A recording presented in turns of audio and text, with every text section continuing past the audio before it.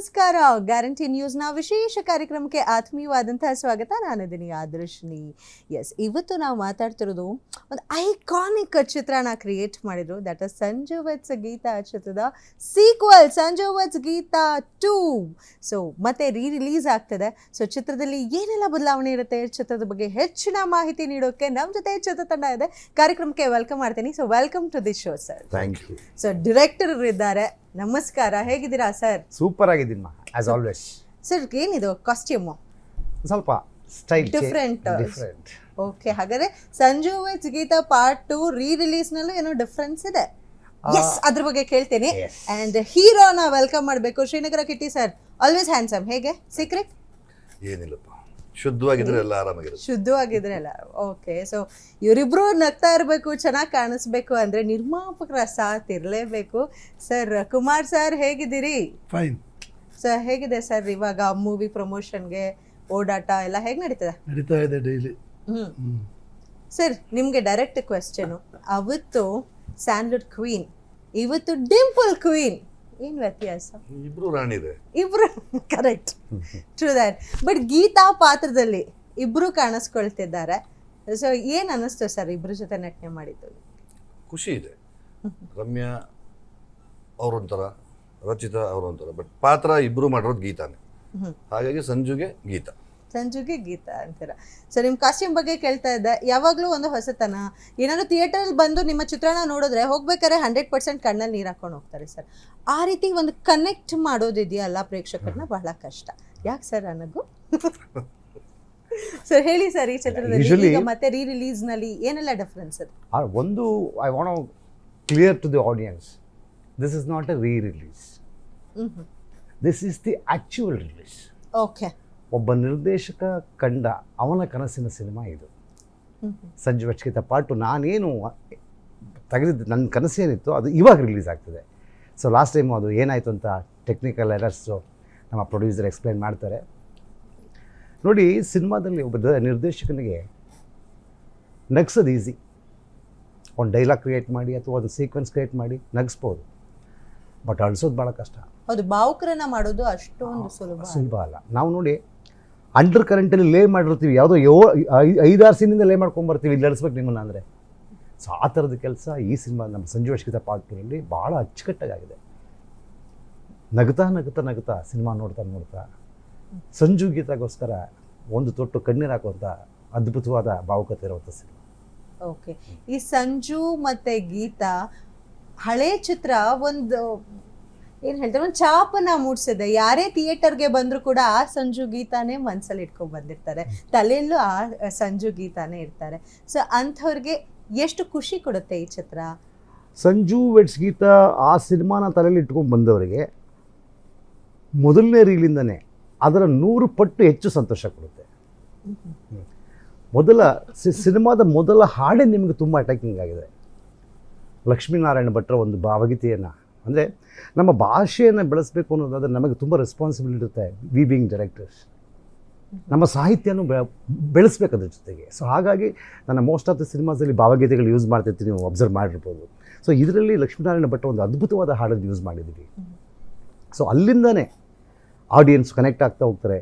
ಈ ಸಂಜು ಗೀತಾ ಆ Sanju ಗೀತಾನ ಮರೆಸುತ್ತೆ. Okay. So ಹಾಗೆ ಹಳೆ ಸಂಜು ವಿತ್ ಗೀತಾದಲ್ಲಿ ಹಾಡುಗಳೇ ತುಂಬ ಮೋಡಿ ಮಾಡಿತ್ತು. ಆ್ಯಂಡ್ ನೀವು ನಿರ್ದೇಶನ ಮಾಡಿದಂಥ ಚಿತ್ರಗಳು ಅಷ್ಟೇ.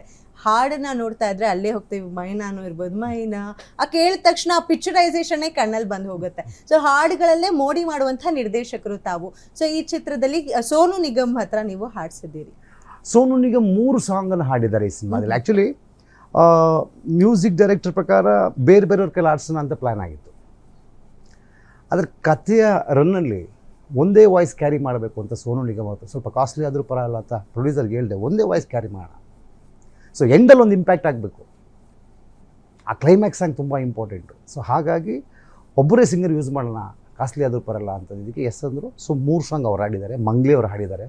ಸೊ ನನ್ನ ಹಳೆಯ ಗೆಳೆಯ ಜಸ್ಸಿ ಗಿಫ್ಟು ಸಂಜು ವಿತ್ ಗೀತಾ ಪಾರ್ಟ್ 2 ನಿರ್ದೇಶಕ ಈ ಸಿನಿಮಾದ ಒಂದು ಪಾರ್ಟ್ ಆಗಿರಲಿ ಅಂತ ಅವ್ರ ಕೈ ಒಂದು ಹಾಡು ಹೇಳ್ತಿದ್ದೀವಿ. ಜಸ್ಸಿ. ಆಮೇಲೆ ಸಂಗೀತ ಶ್ರೇಯಾ ಘೋಷಲ್ ಅವರು ನಮಗೆ ಸಿಗಲಿಲ್ಲ ಆ ಟೈಮಲ್ಲಿ. ಸಂಗೀತ ಅಂತ ಒಬ್ಬರು ಗಾಯಕಿ ತುಂಬ ಅದ್ಭುತವಾಗಿ ಹಾಡಿದ್ದಾರೆ 3 ಹಾಡುಗಳು. ಸೊ ಈ ಸಿನಿಮಾದ ಹಾಡುಗಳು ಬಹಳ ಮೆಲೋಡಿ, ಬಹಳ ಕ್ರಿಯೇಟಿವ್ ಆದ ಹಾಡುಗಳು. ಸೋನು ನಿಗಮ್ ಅವರು, ನಾನು ಪ್ರೊಡ್ಯೂಸರು ಮತ್ತು ನಮ್ಮ ಮ್ಯೂಸಿಕ್ ಡೈರೆಕ್ಟರ್ ಹೋಗಿದ್ವಿ ರೆಕಾರ್ಡಿಂಗಿಗೆ. ಕನ್ಸೋಲಲ್ಲಿ ಹಾಡ್ತಾ ಮೈಕ್ ಪ್ರೆಸ್ ಮಾಡಿ ಹೇಳಿದ್ರು, ವಾಟ್ ಅ ವಂಡರ್ಫುಲ್ ಮ್ಯೂಸಿಷಿಯನ್ ಯಾರ್, ಕ್ಲಾಸ್ ಕಂಪೋಸರ್ ಅಂತ. ಯಾರಿಗೆ? ಶ್ರೀಧರ್ ಅವ್ರಿಗೆ. ಅಂಥ ಹಾಡುಗಳನ್ನು ಕಂಪೋಸ್ ಮಾಡಿಕೊಟ್ಟಿದ್ದಾರೆ. ಒಬ್ಬ ಸೋನು ನಿಗಮ್ ಒಬ್ಬ ಕಂಪೋಸರ್ನ ಒಪ್ಕೋಬೇಕು ಅಂತಂದರೆ ಇಮ್ಯಾಜಿನ್ ಮಾಡಿ. ಹೌದು, ಆಡಿಯೋ ಲಾಂಚ್ ಫಂಕ್ಷನ್ಗೆ ನಾನು ಬರ್ತೀನಿ ಅಂತ ಕೂಡ ಹೇಳಿದ್ರು ಅನ್ನೋದು ಕೇಳ್ಪಟ್ಟೆ. ಹೌದು, ಹೇಳಿದರು. ಆವಾಗ ಅವ್ರು ಸ್ವಲ್ಪ ಆರೋಗ್ಯ ಏನೋ ಬ್ಯಾಕ್ ಪ್ರಾಬ್ಲಮ್ ಆಗಿ ನಾವು ಅದನ್ನು ಮಾಡೋಕ್ಕಾಗಲಿಲ್ಲ. ಸೊ ಹಾಗಾಗಿ ಸಿನಿಮಾದ 6 ಹಾಡುಗಳು ಅದ್ಭುತವಾದ ಹಾಡುಗಳು, ಅದ್ಭುತವಾದ ಫೋಟೋಗ್ರಫಿ, ಅದ್ಭುತವಾದ ಕತೆ. ನಿಮಗೆ ಎಲ್ಲ ವಿಭಾಗಗಳಲ್ಲೂ ಈ ಸಿನಿಮಾ ಅಂದರೆ 24 ಕ್ರಾಫ್ಟ್ಸ್ ಇರುತ್ತೆ. 24 ಕ್ರಾಫ್ಟಲ್ಲೂ ಅತಿ ಹೆಚ್ಚು ಗಮನ ಹರಿಸಿ ಮಾಡುವಂಥ ಸಿನಿಮಾ ಸಂಜು ರಾಜಕೀಯ ಪಾತ್ರ. ಓಕೆ ಸರ್, ಕಿಟಿ ಸರ್ ತಮ್ಮ ಪಾತ್ರದ ಬಗ್ಗೆ ಹೇಳೋದಾದ್ರೆ? ಸಂಜು ಒಬ್ಬ ಕೆಳ ಮಧ್ಯಮ ವರ್ಗದ ಹುಡುಗ. ಅವನಿಗೆ ಅಕ್ಕ ಇದ್ದಾಳೆ, ತಾಯಿಯ ತಮ್ಮ ಇದ್ದಾನೆ, ಮಾಮ. ತೀರಾ ಬಡತನದಲ್ಲೇ ಒದ್ದಾಡ್ತಿರ್ತಕ್ಕಂಥ ಒಂದು ಫ್ಯಾಮಿಲಿ ಅದು. ಅಕ್ಕ ತಮ್ಮನ ಪ್ರೀತಿ, ಮಾವನ ಕುಡಿತ, ಆ ನೋವು, ಆ ಸಂಕಟ, ಆ ವೇದನೆ, ಅದನ್ನು ಕ್ಯಾರಿ ಮಾಡ್ಕೊಂಡು ಬರ್ತೀವಿ. ಮತ್ತು ತನ್ನ ಅಕ್ಕನ ಕಳ್ಕೊತಾನೆ. ಮಾವ ಅವನ್ನ ಕರ್ಕೊಂಡು ಬೆಂಗಳೂರಿಗೆ ಬರ್ತಾನೆ. ಬೆಂಗಳೂರಿಗೆ ಬಂದು ಅವರು ಶಿಡ್ಲಘಟ್ಟದಿಂದ ಸೀರೆಗಳನ್ನ ತಂದು ಒಂದು TVS 50 ಇಟ್ಕೊಂಡು ಅದರಲ್ಲಿ ರೋಡಲ್ಲಿ ಸೀರೆ ಮಾರ್ತಾ ಇರ್ತಾರೆ. ಅಲ್ಲೊಂದು ಪ್ರೀತಿ ಹುಟ್ಟುತ್ತೆ. ಆ ಟ್ರಾವೆಲ್ ಶುರು ಆಗುತ್ತೆ. ಅವರಿಬ್ಬರು ಸ್ಟ್ರಗಲ್ಲು, ಅವ್ರ ಪ್ರೀತಿ, ಒಬ್ರಿಗೊಬ್ರು ಸಹಾಯ ಮಾಡ್ಕೊಳ್ಳೋದು. ಅವರು ಯಾವ ಮಟ್ಟಕ್ಕೆ ಹೋಗಿ ತಲುಪ್ತಾರೆ, ಶಿಡ್ಲಘಟ್ಟದಿಂದ ಸ್ವಿಟ್ಜರ್ಲ್ಯಾಂಡ್ವರೆಗೂ. ಇದು ಸಿನಿಮಾ ಸಂಜು ಪಾತ್ರ ಅಂತ ಹೇಳ್ತೀರಿ.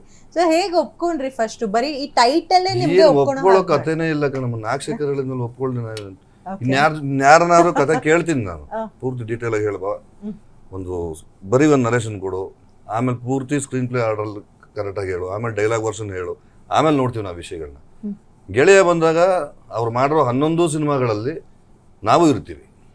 ಅವ್ರ ವರ್ಕಿಂಗ್ ಸ್ಟೈಲ್ ಏನಂತ ಗೊತ್ತು, ಅವ್ರ ಮಾತುಗಳು ಹೇಗಿರುತ್ತೆ ಅಂತ ಗೊತ್ತು, ಅವ್ರು ಎಷ್ಟು ಚೆನ್ನಾಗಿ ಒಂದು ವಿಷಯನ ಆಡಿಯನ್ಸಿಗೆ ತಲುಪಿಸ್ತಾರೆ ಅನ್ನೋದು ತುಂಬ ಚೆನ್ನಾಗಿ ಗೊತ್ತು. ಆಮೇಲೆ ಕಲಾವಿದರನ್ನ ಅವರು ನಡ್ಸ್ಕೊಳ್ಳೋ ರೀತಿ ನನಗೆ ತುಂಬ ಇಷ್ಟ. ಅವ್ರು ಬಂದು ಹೇಳಿದ ತಕ್ಷಣ ಹ್ಞೂ ಅಷ್ಟೇ, ಇನ್ನೇನು ಮಾತಾಡೋಂಗೇನಿಲ್ಲ ಅಲ್ಲಿ. Super sir. ಈ ಥರ ಒಂದು ಓಪನ್ ಆಗಿ ಸ್ಟೇಟ್ಮೆಂಟ್ ಕೊಡ್ತಿದ್ರೆ ಎಷ್ಟು ಖುಷಿ ಆಗ್ತದೆ. ಖಂಡಿತ ಖುಷಿ ಆಗುತ್ತೆ. ಯಾಕೆಂದರೆ ನನ್ನ ವರ್ಕಿಂಗ್ ಸ್ಟೈಲ್ ಭಾಳ ಇಷ್ಟ. ನಾವು ಈ ಟೆನ್ಷನ್ ಮಾಡ್ಕೊಂಡು ಸಿನಿಮಾ ಶೂಟಿಂಗ್ ಮಾಡಲ್ಲ. ನಾವು ತುಂಬ ಆರಾಮಾಗಿ ಜಾಲಿ ಪ್ರೊಡ್ಯೂಸರ್ಗಳು ನಾನು ಆಡೋದು ನೋಡಿದ್ರೆ ಸೆಟ್ಟಲ್ಲಿ ಇವ್ನು ನಮ್ಗೆ ಬಂಡವಾಳ ಹಾಕ್ಬಿಟ್ಟಿದ್ದೀವಲ್ಲಪ್ಪ ಹಂಗನ್ಸುತ್ತೆ ಸರ್ ಯಾವತ್ತಾದರೂ? ಭಾಳ ಹಳೆ ಫ್ರೆಂಡ್, ನಾವೆಲ್ಲ ಇಂಜಿನಿಯರಿಂಗ್ ಬ್ಯಾಚ್ಮೆಂಟ್ಸ್ ನಾವೆಲ್ಲ. ಓಕೆ, 30 ವರ್ಷದ ಹಳೆ ಫ್ರೆಂಡ್ಸ್. ನೈಸ್. ಆಟಗಳು ಅವರೇ ಹೇಳ್ಕೊ ಬಂದ್ರೆ ನಿಮ್ಗೆ ಈ ಫೀಲ್ಡಿಗೆ ಇಲ್ಲ ನೀವೇ ಅವ್ರ ಆಟಗಳು ಗೊತ್ತಿತ್ತು. ಓಕೆ, ನಾನು ಯಾರು ಹೇಳ್ಕೊಂಬರ್ಲಿಲ್ಲ. ಎಲ್ಲ ಫ್ರೆಂಡ್ಸಿಂಗೆ ಡಿಸ್ಕಷನಲ್ಲಿ ನಾನು ಆ್ಯಕ್ಚುಲಿ ಈ ಸಂಜೆ ಗೀತಾ 2 ಮಾಡಲಿಕ್ಕೆ ನಾನು ಇರಲಿಲ್ಲ. ನನ್ನದೇ ಒಂದು ಸಿನಿಮಾ ಸ್ಟೋರಿ ಇತ್ತು, ಅದನ್ನು ಮಾಡೋಣ ಅಂತ ಡಿಸ್ಕಸ್ ಮಾಡ್ತಾಯಿದ್ದು. ಆ ಮಧ್ಯದಲ್ಲಿ ಒಂದ್ಸಲ ಹಿಂಗೆ ಡಿಸ್ಕಷನ್ ಆಯಿತು, ಕೇಳಿದೆ, ಭಾಳ ಖುಷಿ ಅನ್ನಿಸ್ತು. ತುಂಬ ಚೆನ್ನಾಗಿ ಒಂದು ಒಳ್ಳೆ ಮೆಸೇಜ್ ಇರೋಂಥ ಸಬ್ಜೆಕ್ಟು. ಫಸ್ಟ್ ಇದು ಮಾಡಿ ಆಮೇಲೆ ಅದನ್ನು ಮಾಡೋಣ ಅಂತೇಳಿ ಅದ್ರಲ್ಲಿ ಏನು ಯಾವುದೋ ಡಿಸ್ಕಷನ್ ಆದರೆ ಏನಿಲ್ಲ, ಸ್ಟಾರ್ಟ್ ಮಾಡಿದ್ದು. ಚೆನ್ನಾಗಿ ಏನು ನಾಗಶೇಖರ್ ಅಂತ ಅಂದಮೇಲೆ ಗೊತ್ತಲ್ಲ, ಮ್ಯೂಸಿಕ್ಕು, ಇನ್ನು ಲೊಕೇಶನ್, ಫೋಟೋಗ್ರಫಿ ಎಲ್ಲ ನೀಟಾಗಿ ಮಾಡಿರ್ತಾರೆ. ಯಾಕಂದರೆ ಹಳೆದೆಲ್ಲ ನೋಡಿದ್ದೀವಲ್ಲ, ಅದೇ 30 ವರ್ಷದ ನೋಡ್ಕೊಂಡೇ ಬಂದಿದ್ದೀವಿ ಅವ್ರನ್ನ. ಆದ್ರಿಂದ ಒಪ್ಕೊಂಡ್ರಿ ಅಂತ ಹೇಳ್ತಿದ್ದೀರಿ.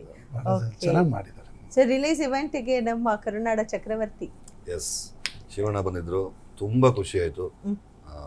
ತುಂಬ ಪ್ರೀತಿಯಿಂದ ಹಾರೈಸಿ ಆಶೀರ್ವಾದ ಮಾಡಿ ಹೋಗಿದ್ದಾರೆ. ಅವರು ಇವತ್ತು ರಾತ್ರಿ is travelling to US.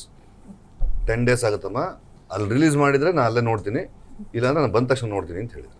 O, that's super. So ಎಲ್ಲರಿಗೂ ತುಂಬ ಸಪೋರ್ಟ್ ಕೊಡ್ತಾ ಇರ್ತಾರೆ ಶಿವಣ್ಣ. 100% ಶಿವಣ್ಣ ನಮ್ಮ ಇಂಡಸ್ಟ್ರಿ ಬೆಳಿಬೇಕು ಅಂತಂದರೆ ಈಗ ಅವರು ನಾಯಕತ್ವ ತಗೊಂಡು ಮಾಡಲೇಬೇಕು. ನಾವೆಲ್ಲ ಅದನ್ನು ಮಾತಾಡ್ಕೊಂಡಿದ್ದೀವಿ. ಅವ್ರು ಬಂದ ತಕ್ಷಣ ಕೂತ್ಕೋತೀವಿ, ಅಣ್ಣ ನೀವು ಆ್ಯಕ್ಟಿವ್ ಆಗಿದ್ದೀರಾ, ಇಲ್ಲಿನ ಯಾರ ಮಾತು ಯಾರು ಕೇಳೋ ಥರದ್ದು ರಿವಾಜಿಲ್ಲ. ನಮ್ಗೆ ಅದ್ರ ಬಗ್ಗೆ ತುಂಬ ದುಃಖ ಇದೆ, ಅಸಮಾಧಾನವೂ ಇದೆ. ಶಿವಣ್ಣ ಅವರು ಬಂದು ನಾಯಕತ್ವ ತಗೋಬೇಕು. ಅವರ ನಾಯಕತ್ವದಲ್ಲಿ ನಾವೆಲ್ಲ ಅವ್ರನ್ನ ಫಾಲೋ ಮಾಡಬೇಕು ಅನ್ನೋ ಒಂದು ಆಸೆ ಇದೆ. ಸರ್, ನಾಗಶೇಖರ್ ಸರ್ ತಮ್ಮ ಚಿತ್ರ ಅಂದ ತಕ್ಷಣ ಸ್ಟಾರ್ ಕಾಸ್ಟ್ ಒಂಥರ ಸ್ಟ್ರಾಂಗ್ ಆಗಿರುತ್ತೆ. ಸೊ ಈ ಚಿತ್ರದ ಸ್ಟಾರ್ ಕಾಸ್ಟಿಂಗ್ ಬಗ್ಗೆ ಹೇಳಿದ್ರೆ? ಈ ಚಿತ್ರದಲ್ಲಿ ಹೀರೋ ನಮ್ಮ ಕಿಟ್ಟಪ್ಪ, ನನ್ನ ಗೆಳೆಯ. ಹೀರೋಯಿನ್ನು ಭಾಳ ಅದ್ಭುತವಾದ ನಟಿಯ ಇದರಲ್ಲಿತ್ತು ಕಥೆ ಪಾತ್ರ. ಸೊ ಫಸ್ಟು ರಮ್ಯಾ ಅವ್ರನ್ನೇ ಕೇಳಬೇಕು ಅಂತ ಅಂದ್ಕೊಂಡ್ವಿ. ರಮ್ಯಾ ಮೇಡಮ್ ಅವಾಗ ಸಿಗಲಿಲ್ಲ ಲೈನಿಗೆ. ಸೊ ಆಮೇಲೆ ರಚಿತಾ ಅವರ ತ್ರಿಷಾನ 2 ಆಪ್ಷನ್ ಇತ್ತು. ಯಾಕೆಂದರೆ ಭಾಳಷ್ಟು ಮಜಲುಗಳನ್ನು ನಿಭಾಯಿಸುವಂಥ ಪಾತ್ರ ಅದು.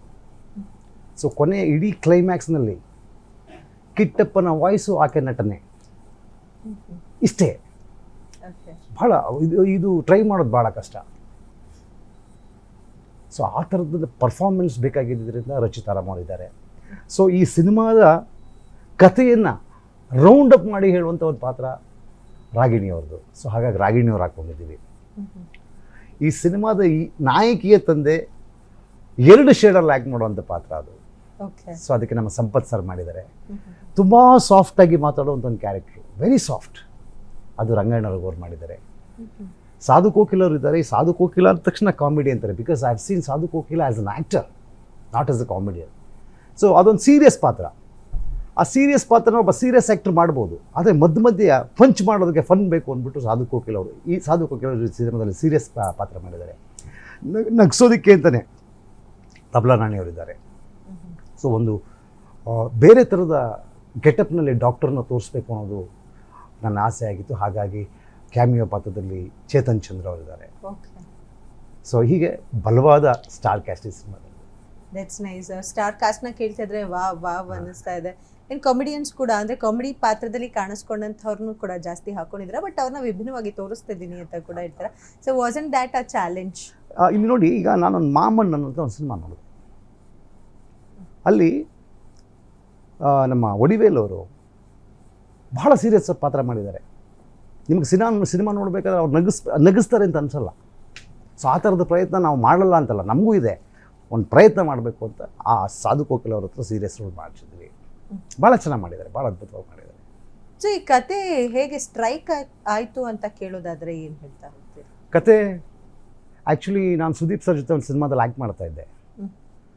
ಆವಾಗ ನಾವು ಮಾತಾಡ್ತಿರ್ತೀವಲ್ಲ, ಹಾಗೆ ಮಾತಾಡೋದಕ್ಕೆ ನಾಗೂ ಅಲ್ಲ ಜಪಾನ್ ಅಂತಾರೆ ಅವ್ರನ್ನ. ಜಪಾನ್ ಒಂದು ಲೈನ್ ಇದೆ ಹೇಳ್ತೀನಿ, ಆ ಥರದ ಸೆನ್ಸಿಟಿವ್ ಮ್ಯಾಟರ್ನ ನೀನು ಚೆನ್ನಾಗಿ ಡೆವಲಪ್ ಮಾಡ್ತೀಯ, ಮಾಡು ಅಂತ ಹೇಳಿದರು.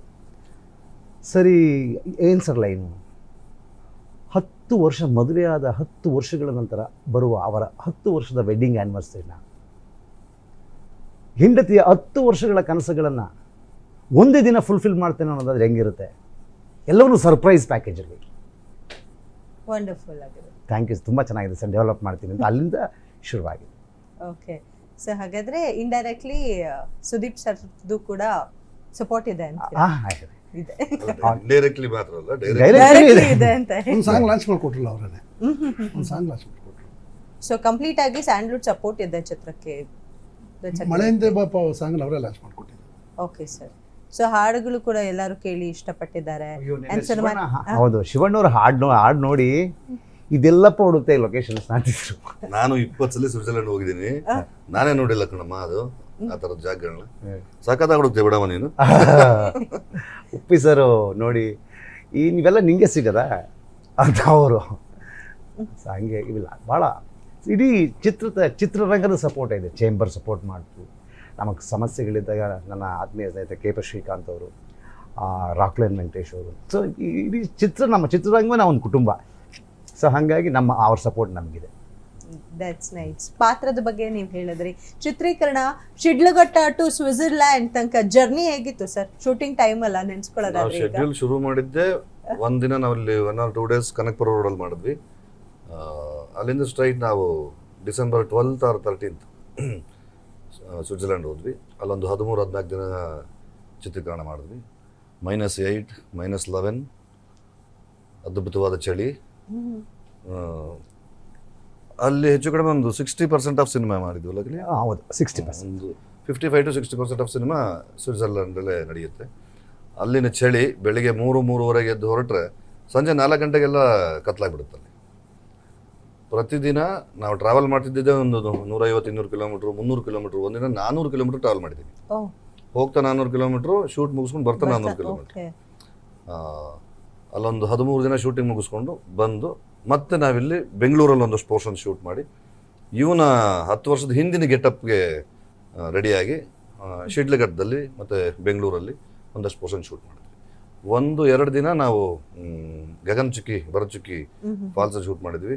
ಆ ಫಾಲ್ಸ್ನ ಸತ್ಯ ಹೆಗಡೆ ಯಾವ ರೀತಿ ಕ್ಯಾಪ್ಚರ್ ಮಾಡಿದ್ದಾನೆ ಅಂದರೆ, ಚೆನ್ನೈಯಲ್ಲಿ ಸಿನಿಮಾ ರೀ ರೆಕಾರ್ಡಿಂಗ್ ಮಾಡ್ತಾ ಅಲ್ಲಿರೋ ಮ್ಯೂಸಿಷಿಯನ್ಸ್ ಎಲ್ಲರೂ ಮತ್ತು ಟೆಕ್ನಿಕಲ್ ಟೀಮ್ ಅವರೆಲ್ಲರೂ ಸ್ವಿಟ್ಜರ್ಲ್ಯಾಂಡ್ನ ಅಲ್ಲೊಂದು ಫಾಲ್ಸ್ ತೋರಿಸಿದ್ದೀವಿ. ಅದ್ಯಾವುದು ಹೆಸರು? ರೈನ್ ಫಾಲ್ಸ್ ಅಂತ, ಅಲ್ಲೊಂದು ಆ ಸಾಂಗಲ್ಲಿ ಬರುತ್ತದು. ಅದನ್ನು ಅವ್ರು ಎಕ್ಸೈಟ್ ಆಗಲಿಲ್ಲ. ನಮ್ಮ ಗಗನ್ ಚುಕ್ಕಿ ಬರ್ಚುಕ್ಕಿ ನೋಡಿ, ಸರ್ ಎಲ್ಲಿ ಸರ್ ಇದು ಜಾಗ, ನಾವು ನೋಡೇ ಇಲ್ವಲ್ಲ ಸರ್. ತಮಿಳವ್ರು ಸುಮಾರು ಬರ್ತಾರೆ ಇಲ್ಲಿಗೆ, ಮೈಸೂರಿಗೆ ರೆಗ್ಯುಲರ್ ಆಗಿ ಬರ್ತಾರೆ ತಮಿಳ್ ಸಿನಿಮಾಗಳು ಮಾಡೋಕ್ಕೆ. ಅವ್ರುಗಳಿಗೆ ಆ ಜಾಗ ಗೊತ್ತಿಲ್ಲ. ಇಲ್ಲ ನಾವು ಇದನ್ನೆಲ್ಲರಿಗೂ ಹೇಳ್ತೀವಿ, ಇವಾಗ ನಾವು ಎಕ್ಸ್ಪೋಸ್ ಮಾಡ್ತೀವಿ ಈ ಜಾಗನ ಅಂತ. ಅಷ್ಟು ಅದ್ಭುತವಾಗಿ ನಮ್ಮಲ್ಲಿರೋ ಜಾಗಗಳನ್ನು ತೋರಿಸಿದ್ದೀವಿ. ಒಟ್ಟಾರೆ ಒಂದು 56 ದಿನಗಳ ಕಾಲ 56 ದಿನಗಳ ಕಾಲ ಚಿತ್ರೀಕರಣ ಮಾಡಿದ್ದೀವಿ. ತುಂಬಾ ಮನಸ್ಸಿಗೆ ಮುಟ್ಟೋ ರೀತಿ, ಎಲ್ಲ ಕಣ್ಣಿಗೂ ಹಬ್ಬ, ಕಿವಿಗಳಿಗೂ ಇಂಪು. 6 ಹಾಡುಗಳು ಅದ್ಭುತವಾಗಿ ಬಂದಿದೆ. ಚಿತ್ರ ತುಂಬ ಸುಂದರವಾಗಿ ನಿಮ್ಮ ನೋಡುಗರೆಲ್ಲರ ಮನಸೂರೆಗೊಳ್ಳೋ ಥರ ಒಂದು ಸಿನಿಮಾ ಮಾಡಿದ್ದೀವಿ.